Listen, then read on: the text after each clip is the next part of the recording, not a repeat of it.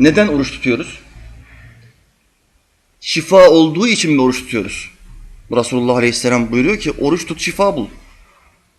Perhiz yap şifa bul. Bunlar hep hadis-i şeriflerdendir. Biz Müslümanlar şifa olduğu için mi oruca niyetleniyoruz? Hayır. Biz Müslümanların bu ibadetleri yapmasının en büyük sebebi Allah'ın emri olduğu içindir.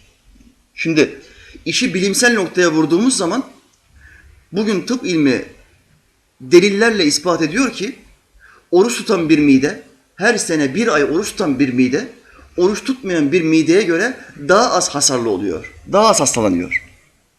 Mide hastalıklarına daha az düşer oluyor. Bilimsel bir tespit, istatistik. Bugün bilim tespit etmiştir ki namaz kılan bir bünye, namaz kılan bir beden, eklemler, namaz kılmayan bir bedenden daha az hasar gösteriyor. Kireçlenme ihtimali daha az oluyor. Namaz kılan bedenin eklemleri daha güzel hareket ettiği için, daha sağlıklı olduğu için eklemlerde kireçlenme olmuyor. Yahut da diğerlerine göre daha geç zamanda oluyor. Bu bilimin tespit ettiği bir gerçektir. Tıbbi vakiadır. Peki bir Müslüman şunu dese olur mu? Hocam, eklemlerimin daha iyi çalışması için namaz kılıyorum.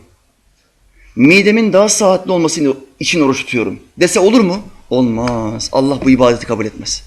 Çünkü sen ibadeti bedeninin sağlıklı olması için yapıyorsun. Allah için yapmıyorsun. Allah bunu istemiyor.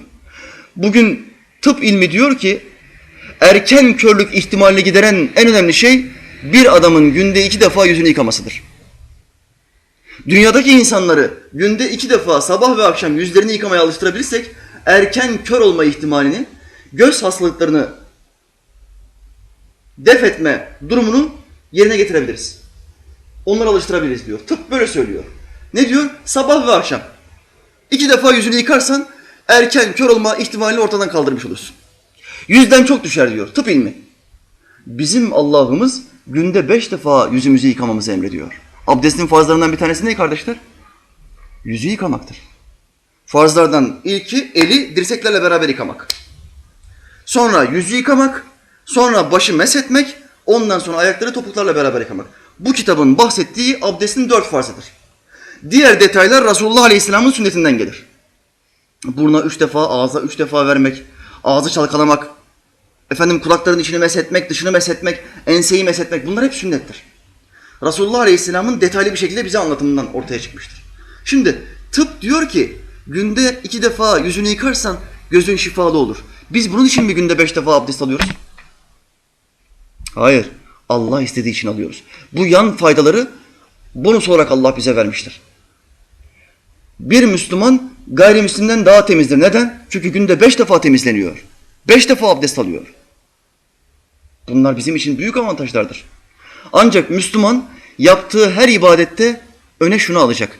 Şifam için değil, sağlığım için değil, bünyem için değil, bedenim için değil. Ben bu ibadeti Allah'ım için yapıyorum. Bir Müslüman kadın, örtünmeyen bir Müslüman kadın ve örtülen bir Müslüman kadın.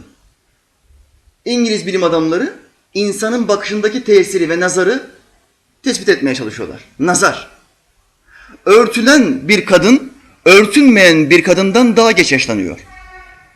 Örtülen bir kadının yüzündeki buruşukluk, örtünmeyen bir kadından daha geç ortaya çıkıyor. Bunun sebebi ne?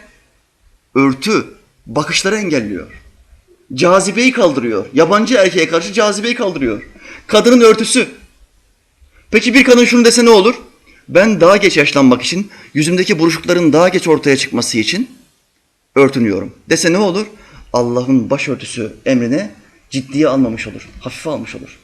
Niyet kayması, niyet sapması olmuş oldu. Allah bunu istemiyor kardeşler. Allah Celle Celaluhu samimi bir niyet istiyor. Samimi. Sen bunu bana inandığın için yapacaksın. Diğer faydaları ben sana vereceğim. Sen bu namazı bana inandığın için kılacaksın. Sen bu orucu bana iman ettiğin için, beni terbiye edici kabul ettiğin için tutacaksın. Bunun için yapacaksın. Bugün doktorlara gittiğiniz zaman bazı hastalıklarınızdan, şekerden yahut da tansiyondan bahsettiğiniz zaman size ilk tavsiyesi ne oluyor? Perhiz. Şunu ye, şunu yeme. Mideni doyurma. Miden tıklım tıklım olmasın. Perhiz, perhiz, perhiz. Bütün doktorların ilk tavsiyesi az yemek ve perhizdir. Hemen gıdalarınıza kilit vururlar, kısıtlama getirirler. Neden? Çünkü az yemek şifadır.